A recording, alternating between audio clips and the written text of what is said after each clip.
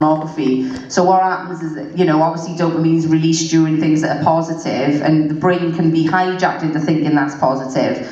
And the more you use that part of the brain, the better you get at it. So, you know, if you're practicing an instrument, or, you know, you're doing a perfect golf swing and you get a hole in one, dopamine is released along with delta phos-B, and delta phos-B helps to remember it, and this is what's being hijacked in the brain. It's exactly the same neural pathway as chemical drug use, exactly the same. So we know how that works. It's the same thing, addiction.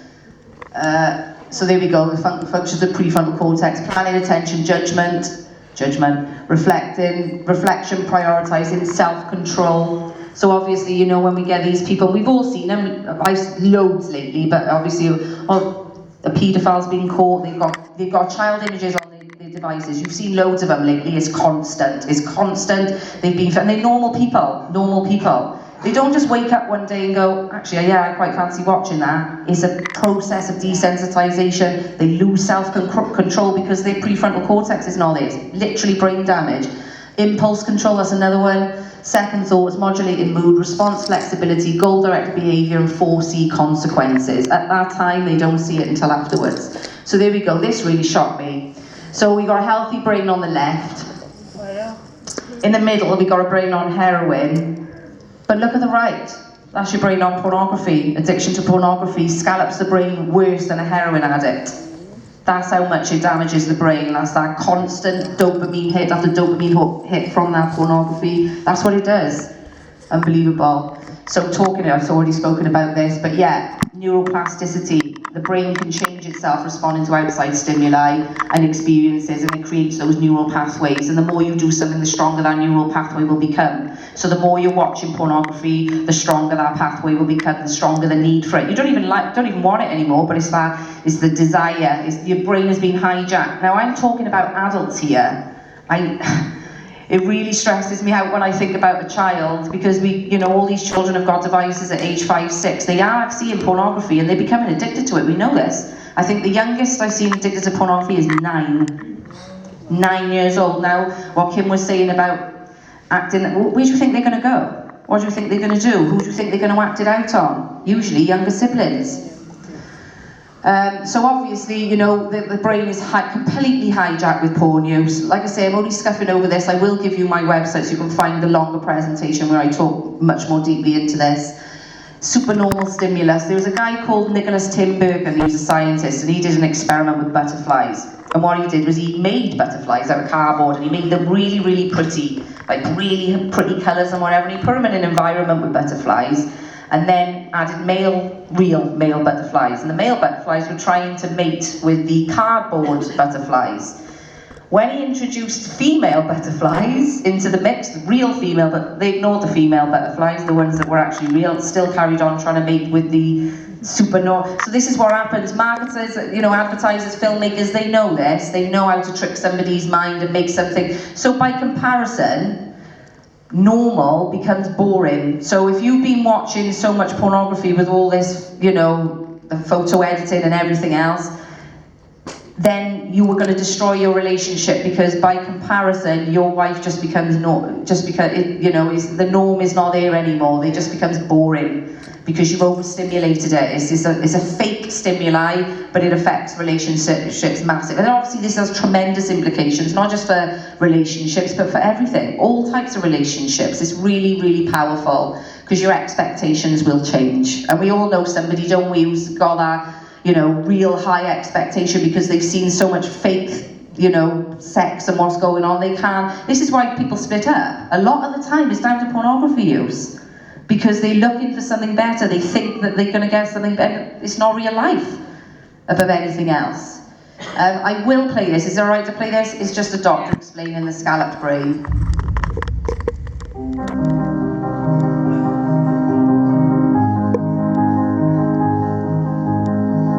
Through research, and especially through SPECT scanning, we show that it's a brain problem, because we actually see that there's areas that are overactive or underactive.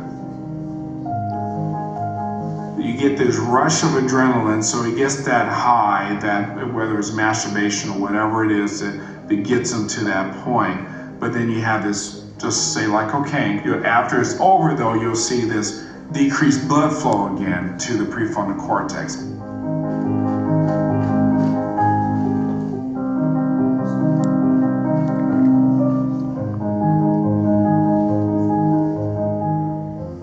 This is a scan of a sex addict brain, an 18-year-old sex addict brain. And we compare that to a normal brain, and at the naked eye, we can tell this is not normal. Now, if we compare that to someone who has cocaine addiction, this is a person who has cocaine addiction. As you can tell, in the prefrontal cortex and the parietal lobe, they're very similar, although you don't see the top part of this brain. The scalloping is about the same if we looked at this sagittally. The prefrontal cortex, for lack of a better word, is our CEO.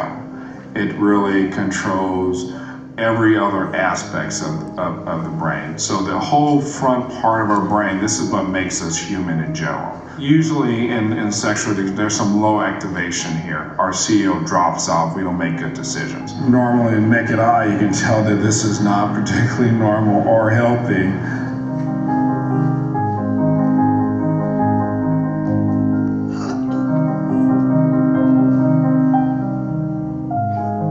This person's just not using as much brain because they're used to using the sex and other things to make their brain active. So the excitement, pornography. So we see a lot of the same deactivation from cocaine and sexual addiction. You can tell again from someone who's a normal brain, we obviously don't see that degree of scalloping. It takes over the mind. So yeah, just obviously just to end there for me.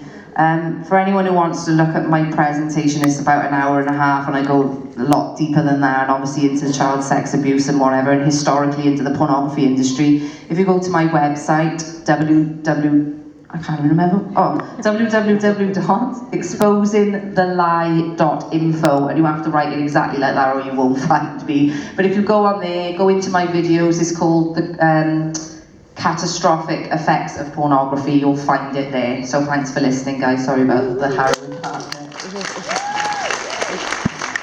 Yeah, details of Kat's website is on the back of the programme anyway, guys. So throughout the day, we brought a lot of stuff to you, a lot of problems, but you have experienced a bit of the pushback as well, and that's what we're about. The biggest pushback of all is knowledge is power. You can't fight against something you don't know. If you don't know the enemy, you can't fight against it, you can't protect against it. Advocacy and representation. You've seen that this afternoon on the stage. You've seen it with Chelsea's case, you've seen it with Maggie's case. It's getting the courage to stand up for yourself. And when you can stand up for yourself, you stand up to the person next door. And when you can stand up for the person next door, that person can stand up for somebody else. And then we'll have a ripple effect. It's all about bravery, advocacy, rights and representation. And when you're advocating for each other, you're representing each other, the fight goes so far, we create case law. You don't have to fully win your case to create case law. You know, you can quote judges from cases that weren't successful, because what matters is how the judge summed that case up. So case law is very, very important as well. Education and training. So for us, we have recently written a sexual safeguarding training programme. We've been piloting it around Wales. We've been changing it with the feedback we've had, and we're about to get that fully accredited. We're also going to work with Dr. Lisa over there and some of her contacts. We're going to produce a 12-step process for sex addictive children. So there are these packages out there for adults, but there's nothing out there for children. So that's something that we really want to be working on. We want to give you guys strategies when these things come to your door, when this stuff is happening in your house. We want to give you guys places to go and positive strategies with that. Challenge red flags. If it doesn't feel right or it makes you question it, you challenge it. There's no such thing as a stupid question or a stupid suggestion when we're discussing children. We only regret the things we don't do. Yeah. And last but not least, we form a coalition. And I think we've demonstrated that today as well with our ladies too much too young. Yeah. Azar and the Birmingham boys. Lisa Rowland. The Diamonds. And last but not least, the one-man army over there, Nigel Pond. Well, there's a little something else that's been going on behind the scenes, and I know we're about to run out of time, but I just want to show you all there's another coalition going on.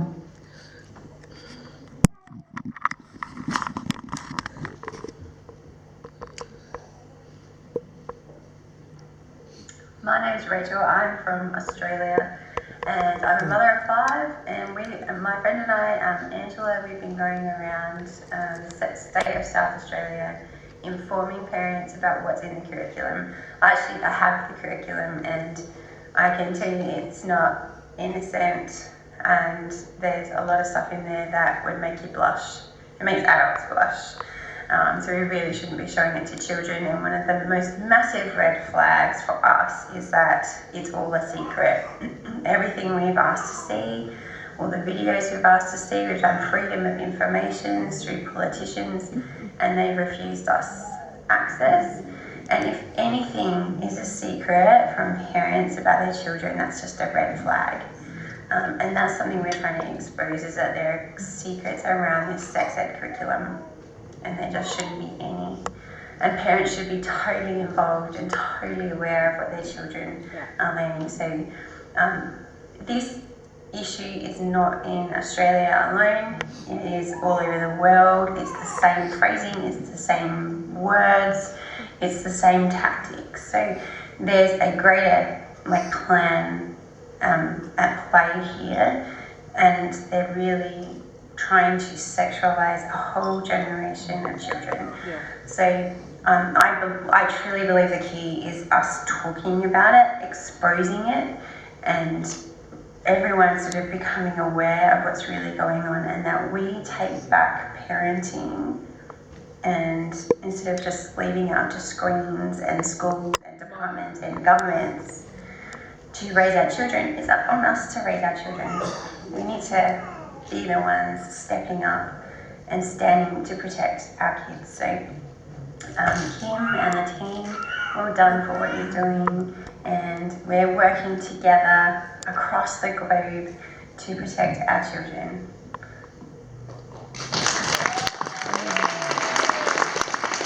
Hi everyone, my name is Lauren Herman. I'm a former educator in British Columbia, Canada.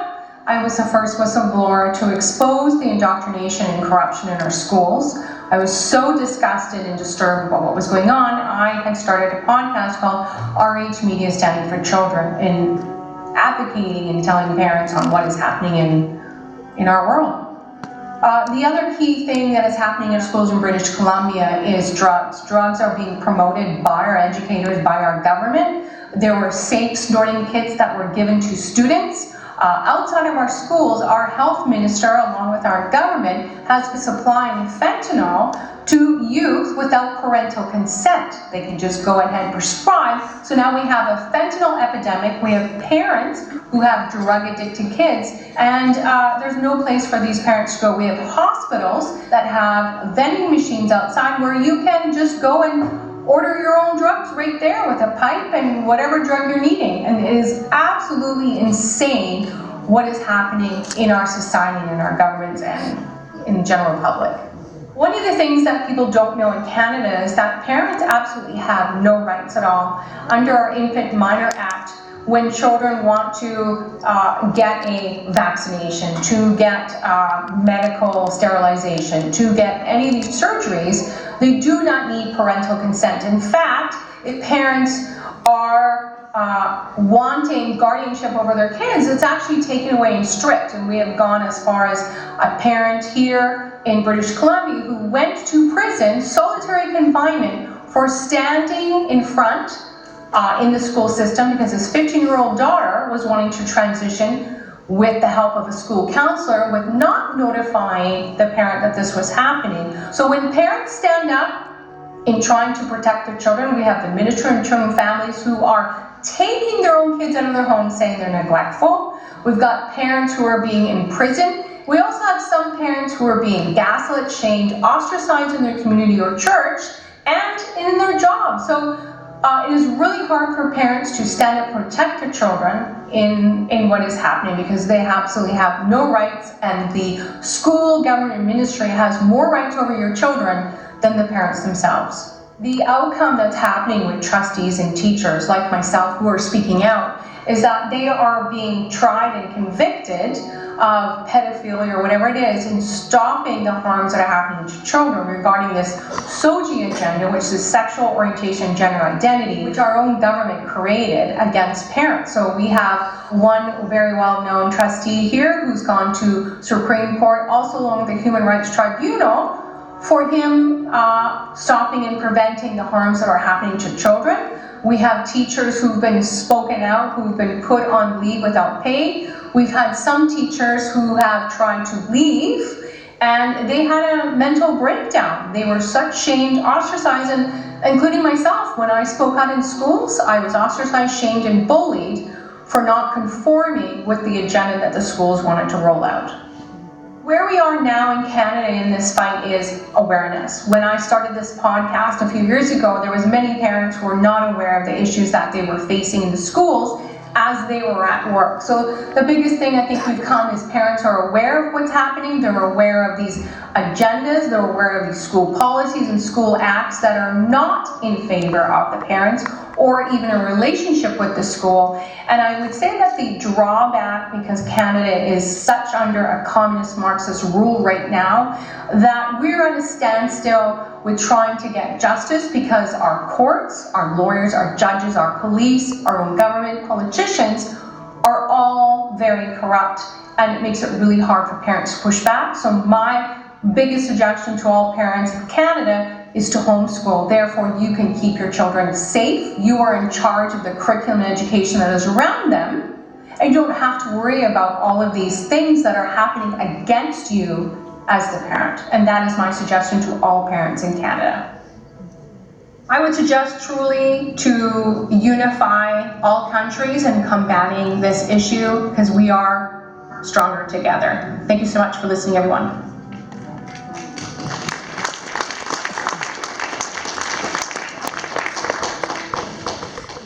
Good evening, this is Jenna London, founder of the Natural Women's Council.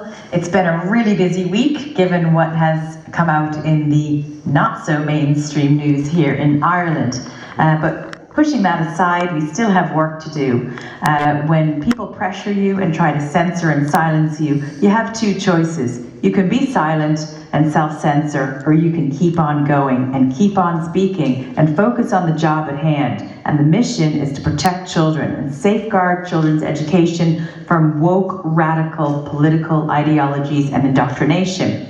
I'm choosing that option. So let's go on to our event. The Natural Women's Council is having our first big annual event on the 5th of April 2025. It's going to be a fantastic day, and it will empower parents and guardians with the knowledge needed to safeguard children in the education system. We're going to show you some of the content and walk you through the toolkits and textbooks. We're going to share with you what the language really means in education. We'll talk about how the education system got so corrupt. We'll talk about what legislation is coming up, what's already in place that should be a big concern for parents. We have expert panels, medical experts, some doctors talking about the risks of puberty blockers and hormones and surgeries to these innocent children. We have a panel of legal experts and also teachers. Finally, there'll be a networking and expo visit at the end of the conference where you can meet some of the people at our stalls and review some of the material and ask questions. So parents are busy, I get that. I'm a busy mom as well. This is going to be a packed day. In just 6 hours, you're going to learn what you need to know to safeguard your children. Arm yourself with knowledge so you can be empowered. So please book your tickets on naturalwomenscouncil.ie. It's for the 5th of April, and it's going to be a great day. This certainly is the information that the state does not want to get out, but it is going to come out, and I'll see you there.